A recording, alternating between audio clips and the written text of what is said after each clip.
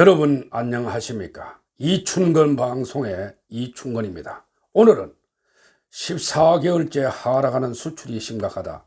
코로나19로 설상가상이 되는가 라는 내용을 가지고 말씀을 드리겠습니다. 제가 며칠 전 대학을 정년퇴직하고 시간이 많아 유튜브 동영상에 많은 시간을 투입하고 있습니다. 사실 위주의 내용을 가지고 유익한 동영상을 만들려고 노력하겠습니다. 제 영상을 보시고 도움이 되셨으면 붉은색으로 표시된 구독을 눌러주시면 제게 큰 힘이 됩니다. 최근 우리나라 수출이 계속 감소하고 있어 최근 자료를 가지고 직접 분석해 보았습니다. 2017년부터 최근까지 월별로 분석해 보니 표에서 보는 바와 같이 2017년 12월부터 2020년 1월 말까지 14개월 연속 전년 동업이 감소세를 보였습니다. 이는 2015년 1월에서 2016년 7월 19개월과 2001년 3월에서 2002년 3월까지 13개월 이후 역대 두 번째의 최장시간 하락세 기록입니다. 다행히 2월 달에는 전년 동월비 4.5%가 증가했습니다. 이는 작년 동월의 실적이 394억 8,180만 달러에 불과하여 기저효과에 의해서 반등한 것으로 보입니다.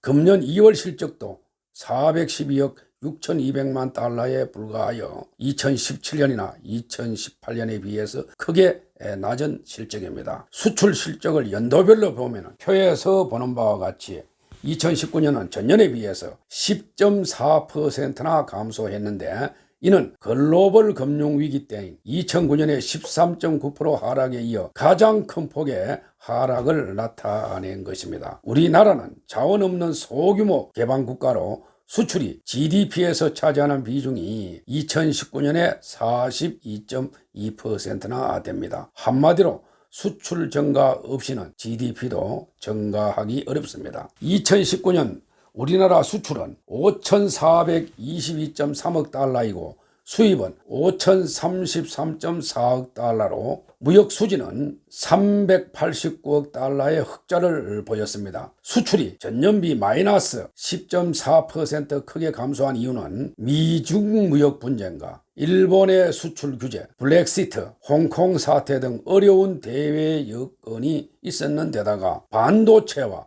석유화학, 석유 제품 등의 업황 부진에 기인하는 것입니다. 아무튼 14개월 연속 감소한 것은 심각한 상태로 보입니다.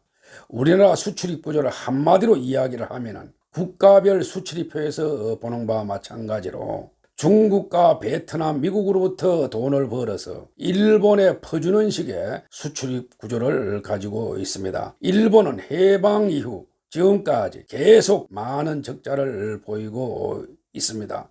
그 이유는 정밀기기 부문하고 부품 소재 부문에 수입이 많기 때문입니다. 보다 자세히 말씀드리면 중국과 미국, 베트남, 홍콩 등으로부터 돈을 벌어서 무역 적자를 내고 있고 반대로 무역 적자는 일본과 독일 그리고 호주와 중동적 러시아 등입니다.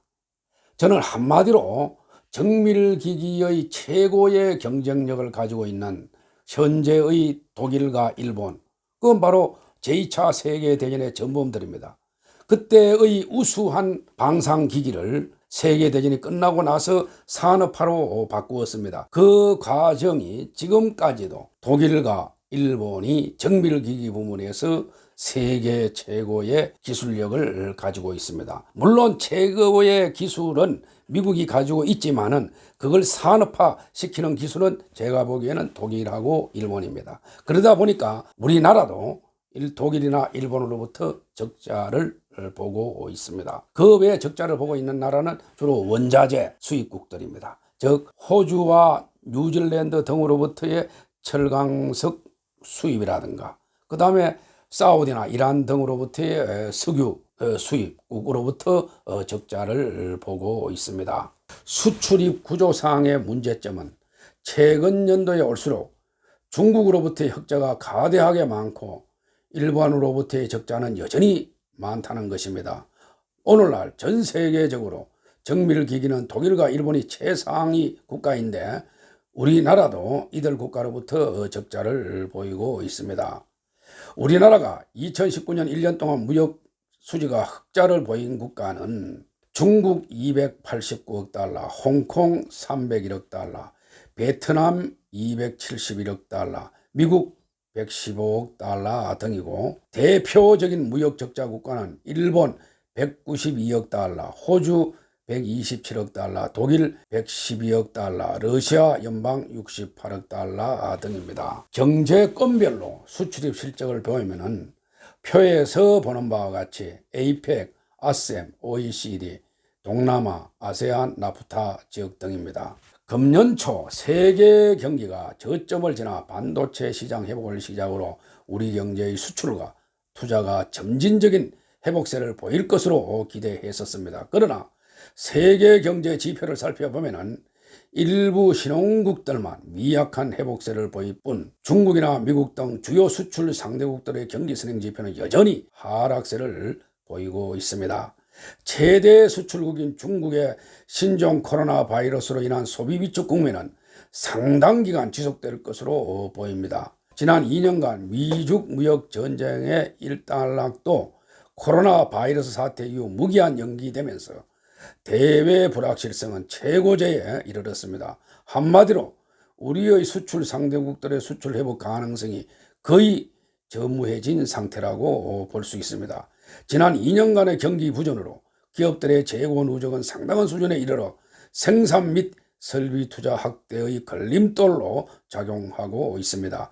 현재 우리 경제는 겹겹이 쌓인 규제들로 산업 경쟁력을 상실해가는 가운데 대외 부문의 악재까지 최고조에 이르면서 수출 및 투자의 회복을 기대하기 어려운 상황에 처해 있는 것으로 생각됩니다. 금년 경제 성장률은 2%대 이하로 떨어져 1%대의 성장률을 보일 것으로 판단이 됩니다. 한국경제연구원이 2월 20일 분석한 자료에 의하면 한국의 경제 성장률과 잠재 성장률이 2001년 이후 급감하며 동반 하락세를 보였다고 합니다. 경제 성장률은 2010년 이후 하락세가 심화되어 OECD 내 성장률 하락이 5번째로 컸다고 합니다. 잠재 성장률도 2001년 이후 3분의 2 수준으로 하락하여 2018년부터는 2%대를 기록하고 있습니다. 이는 한국경제연구원이 OECD 자료를 이용하여 2001년부터 2019년까지 OECD 국가들의 경제 성장률과 잠재 성장률, GDP 갭률을 분석한 결과입니다.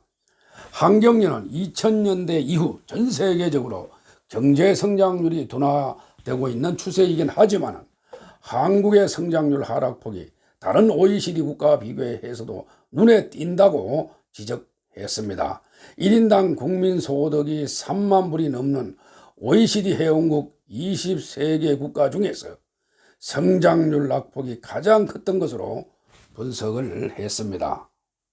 그런데 이번에 코로나19가 지역 확산을 넘어 전국 확산이 되고 확진자가 크게 증가하자 전 세계 유엔 회원국 193개 국가 중에서 절반이 넘는 109개 국가에서 우리나라 국민들의 입국을 제한 내지 금지하고 있습니다.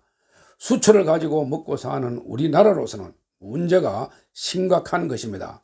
바이러스 전염병이 폭발하면 무조건 감염원부터 차단하고 봐야 한다는 게 대한의사협회 등 전문가들의 견해였습니다. 미국이나 이스라엘처럼 중국 경유 외국인 입국 바로 금지했더라면 세계 2등 코로나 전염병 창궐이란 불명예도 없었을 것입니다. 그러나 문재인 정부는 중국인 입국 차단을 하지 않고 다른 탓만 합니다. 참 한심한 정부라고 생각됩니다. 북한, 러시아, 몽골, 카자흐스탄, 베트남과 같은 국경을 맞댄 사회주의 국가들도 한치도 망설임 없이 문을 닫아 걸었습니다. 그 결과 감염자는 거의 없고 사망자도 한 명도 없게 나타나고 있습니다. 정부는 국민들의 생명과 안전을 최우선으로 해야 합니다.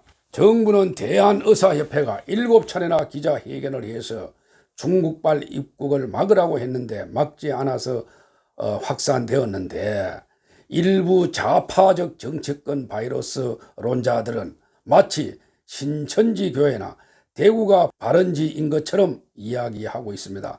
참 어처구니 없는 발언들입니다. 특정 계파를 지원하는 정치권 바이러스들은 국민이 바보가 아니라는 것을 명심하고 대구 시민들을 더 이상 욕보이지 말길 바랍니다.